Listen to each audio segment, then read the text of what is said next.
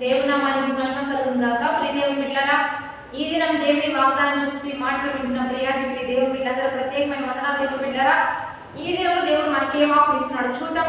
పరిశుద్ధ లేఖన గ్రంథం నుంచి మత్తయి శుభవార్త 7వ అధ్యాయము 24వ వచనం చదువుకుందాం. కాబట్టి నా మాటలు విని వాటి చొప్పున చేయి ప్రతి వాడును బండ మీద తన ఇల్లు కట్టుకున్న బుద్ధిమంతుని పోలి ఉండును. వాన కురిసెను, వరదలు వచ్చెను, గాలి విసిరి ఆ ఇంటి మీద కొట్టెను, గాని దాని పునాది బండ మీద వేయబడను గనుక అది పడలేదు. మరియు ఈ నా మాటలు విని వాటి చొప్పున చెయ్యని ప్రతి వాడు ఇసుక మీద తన ఇల్లు కట్టుకున్న బుద్ధిహీనుని పోలి ఉండును.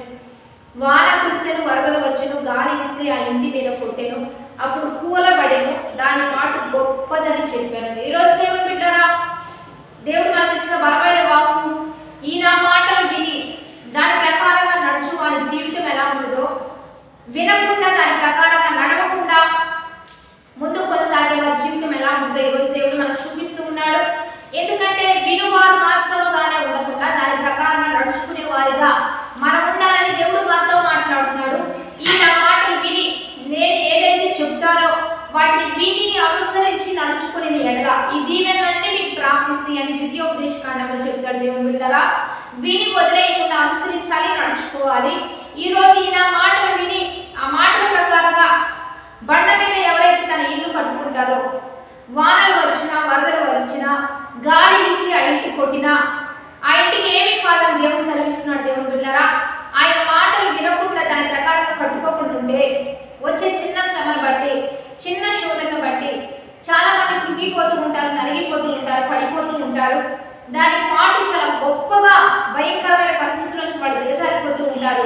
చాలా మంది మరణమైపోయే పరిస్థితులు కూడా ఉంటాయి. దేవుని బిడ్డలారా, కారణం వారు దేవుని మాటలను బట్టి వారి ఆత్మీయ జీవితంలో వారు పట్టుకోలేదు, వారు ముందుకు కొనసాగలేదు, వారు వినవలసిన టైంలో వినలేదు, అనుసరించాల్సిన టైంలో అనుసరించలేదు, నడుచుకోవాల్సిన సమయంలో నడుచుకోక ఈరోజు శ్రమ వచ్చిందని గాబరా పడిపోవడం, వేతలు పడిపోవడం, వాళ్ళని వెళ్ళిన సహాయం అడగడం, కంగారు అయిపోవడం, ఇంకా దిగజారిపై హాస్పిటల్స్కి వెళ్ళిపోవడం, లేకపోతే ఇంకా నా బ్రతుకు లేదని సూసైడ్ చేసుకునే పరిస్థితులు చాలా మందికి ఉంటూ ఉంటాయి.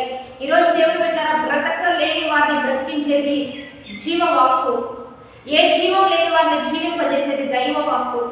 కాబట్టి ఆది అంతే ఈ వాక్యం ఉంది, వాక్యం దేవుని యొద్ద ఉంది, వాక్యమే దేవుడై ఉన్నాడు. ఆ దేవుడే నీ యొద్దకు ప్రతిరోజు వస్తూ ఉంటే ఆయన మాట వింటావా, దాని ప్రకారంగా నడుచుకుంటే నీవు బాగుంటావు, నీ ఆత్మీయ స్థితి బాగుంటుంది.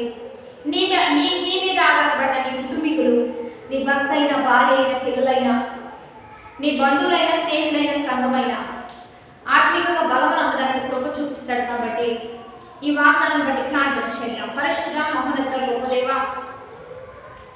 ఈ దినం మీరు మాకు ఇచ్చిన బలమైన వాక్కు వచ్చిన బట్టి నీకు మహిమ. ఎంతమంది వాగ్దానం చూస్తున్నారో వారు ఆత్మీయంగా బలాభివృద్ధి పొందడానికి సహాయం చేయమని, బర్త్డేస్ మ్యారేజ్ చేసిన వారికి దీవెనలు ఇవ్వమని ప్రభువైన యేసు నామమున పేరిట అడిగి వేడుకొని ప్రార్థిస్తున్నాము గొప్ప తండ్రి. ఆమేన్. లైక్ చేయండి, షేర్ చేయండి, కామెంట్ చేసి దేవుని నామాన్ని మహిమపడదాం. మరి ఈ దినం ప్రత్యేకంగా 23వ ఉపవాస ఆరాధన మీరు అందరూ కలుసుకోండి.